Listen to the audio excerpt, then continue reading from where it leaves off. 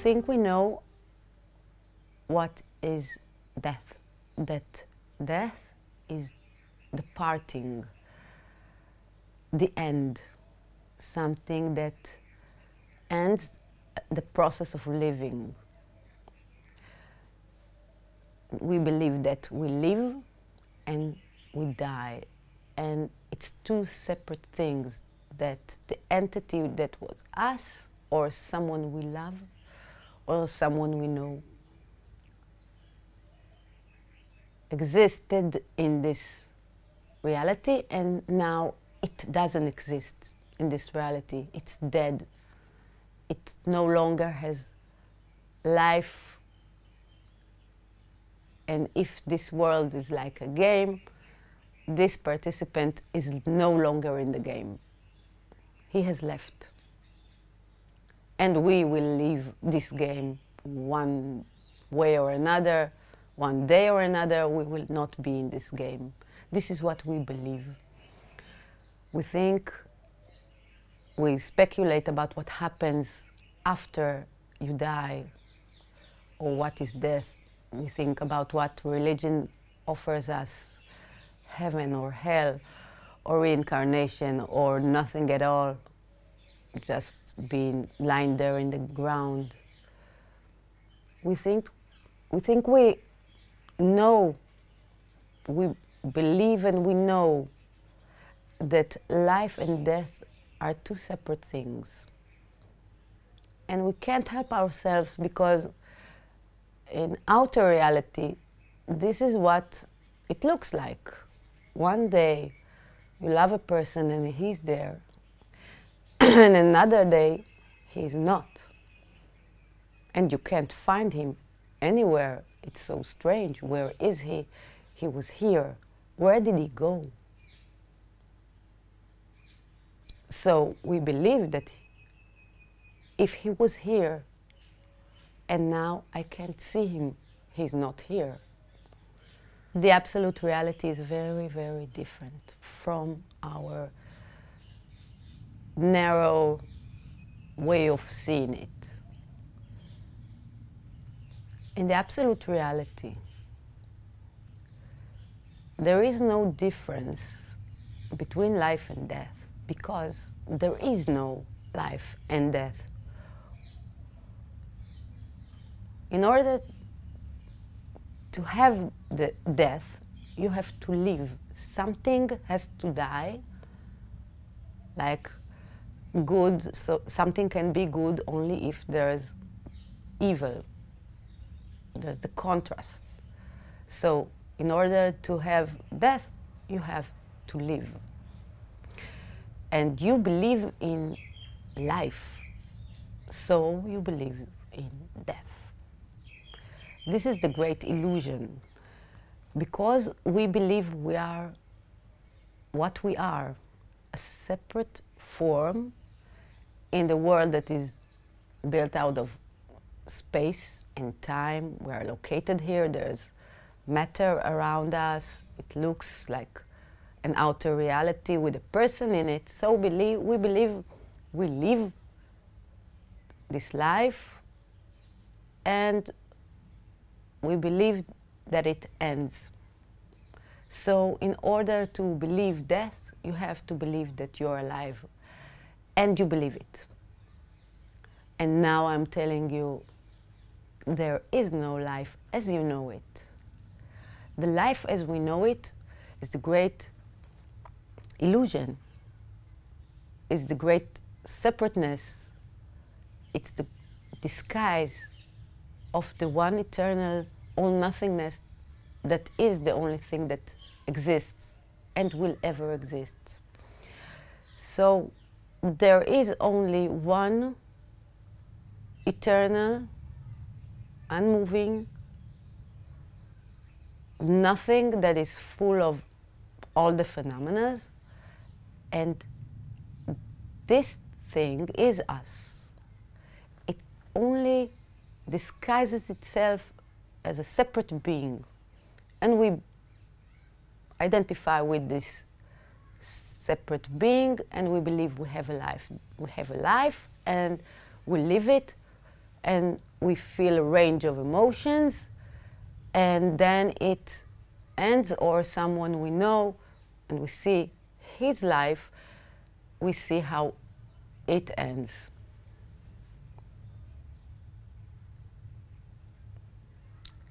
Death is just another tool that this all-nothingness uses in order to express itself and to create the story, the great story that we live. Each of us, each and every one of us, lives a story. And this story has people in it, heroes and dramas, and we feel things, and it changes all the time. And when someone close to us dies, or if we think about our death, it's the great turning point of the story.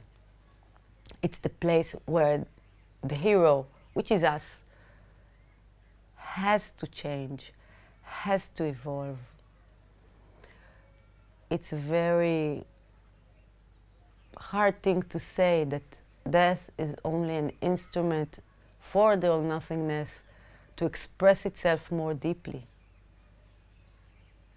It can sound like I don't have a heart, like I don't understand what pain this process brings to us, to people. But because my shift happened when I was 45, so I managed to live a long time on this reality, knowing what you know and believing what you believe at the moment. And when I lost my mother, my dear, dear, dear mother that I loved so much, it was before this shift. And I took it as any human being would take it.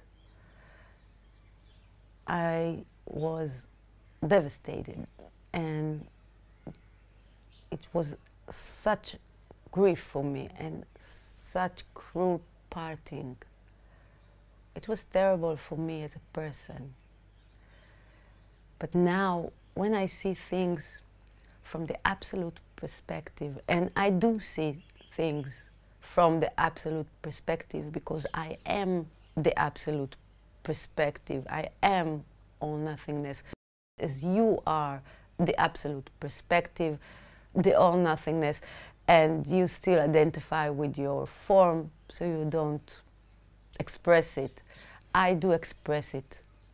When I say that I see things from the absolute perspective, I see death in a very different way, and I think about or know what my mother was and what I am.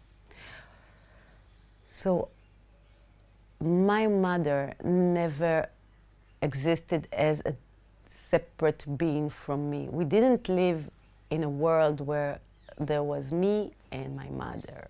We were separate. It never happened. All that there was and ever will be was the great oneness, eternal oneness, and we were never apart. Only the illusion of the different forms existed. And through this illusion, I expressed a form of a daughter, and she expressed a form of a mother. And when we interacted, we could express together so many beautiful things. A relationship of a mother and a daughter. We expressed all the range of emotion that a mother and a daughter can express. And we did it so beautifully. But it was only an expression, only a game. And when she died, that the form is no longer in the current perception of the moment as Simcha now sees it, I understand and know that she never existed, so she never died. She never lived, so she never died. I'm not alive right now, so I will never die. I know it's strange to say that I'm not alive right now, because I'm speaking and you are listening, and everything around me shows that, hey, you're a person and you're alive and you're talking. What are you talking about that you're not alive? This word, alive, has a different meaning than you think. You connect alive with a separate form. Simcha is alive. The form is alive, the body is alive. This thing is alive in some kind of a surrounding. What I call alive. And it's the only thing that lives as we think about the word life, is the great liveness that there is in the current moment, that is the only moment that exists. There never was a moment before this moment, and there never be a moment after this moment. So nothing that happened in the past ever existed. So how can something die? How can something die if it never existed? Because the only thing that exists is this moment. If you understand it, you can understand that this is the only moment that exists. It's not following another moment. There was never a moment before it. So there was nothing before this moment. There will be nothing after this moment. There is only this moment, and in this moment, the moment changes inside itself, in its appearance and in its expression. And because we go to the past and believe it, and we go to the future and believe it, we miss the current moment. So death belongs to the grief on the things that happened prior to this moment. If we try, I know it's very hard to grasp, because it goes against everything we know ourselves and everything that society's ever told us about death. We are not alive right now like we think we are. We are not what we think we are. Let's start with this. We are not a separate form, a separate me, that has relationship with something that died. It never happened before, because there was never a separation between you and the one who died. The person who died and you loved was never something separate from you. You only saw it with your eyes, like there was a matter.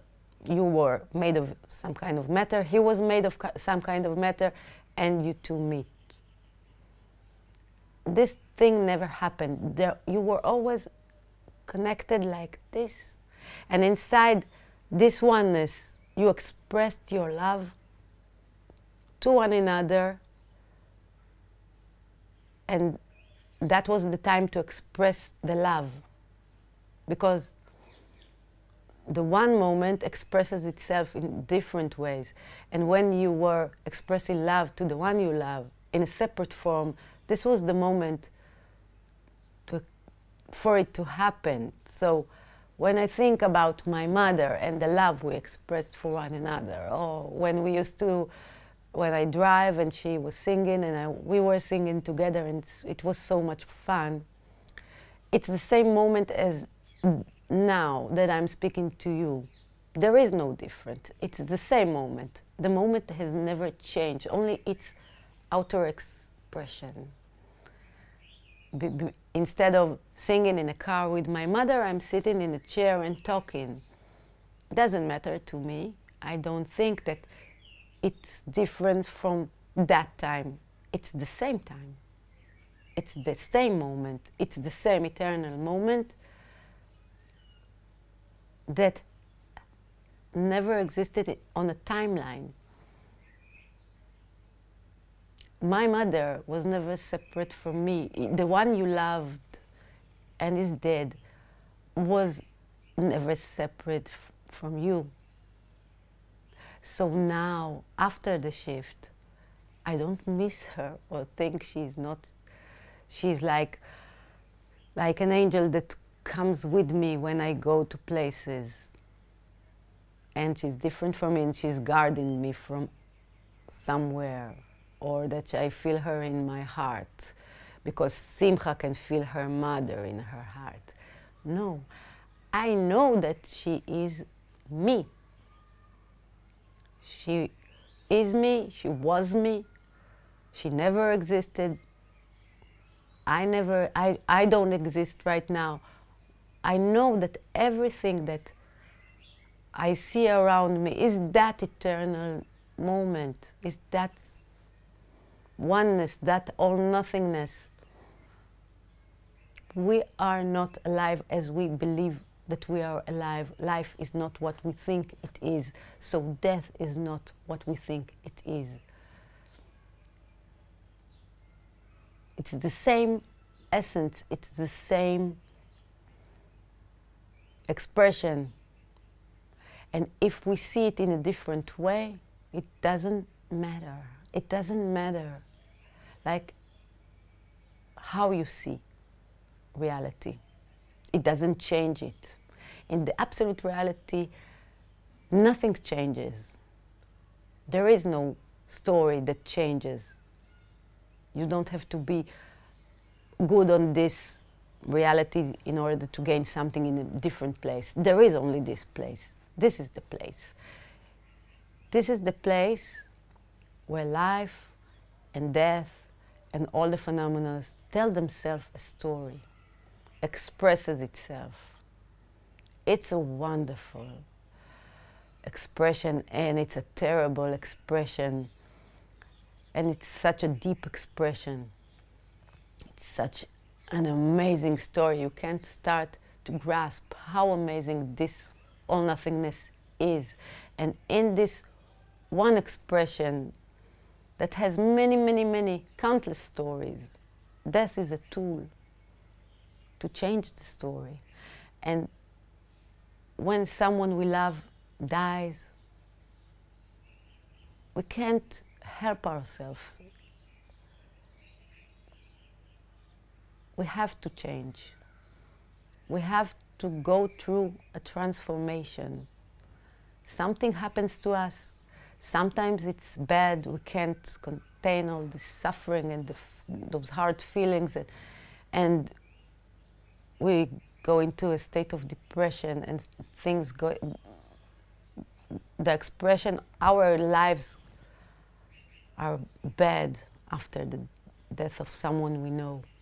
And sometimes we are inspired by his death to do something else with our lives, for ourselves, for others. We take this death and we take it to a different place in our lives. We change our lives. Our lives change. Our story changes. And this is why there is death, so the story can change. So the hero of the story can express the most amazing feeling of grief and sorrow. The highest love you feel when a person you love is no longer in his separate form or near you. So you feel how much you loved him, the depth of our emotions. Death is an extreme situation that gets the hero to transform itself, to express itself, just like in the movies or in literature. When you read, death is such a powerful, powerful instrument in the story. And it may sound very cruel for me to say that, So this all-nothingness wants to express itself more deeply, and it makes me suffer so much. So he takes the one I love in such a brutal way, and we are apart, and this is all because he can express itself, he can express love or whatever. What do I care? I want the one who died, I want him next to me, I don't want the story. I don't care about the story. Why is the story, does the story have to be like this? Why is there no justice? Why did he go? Why did she leave me?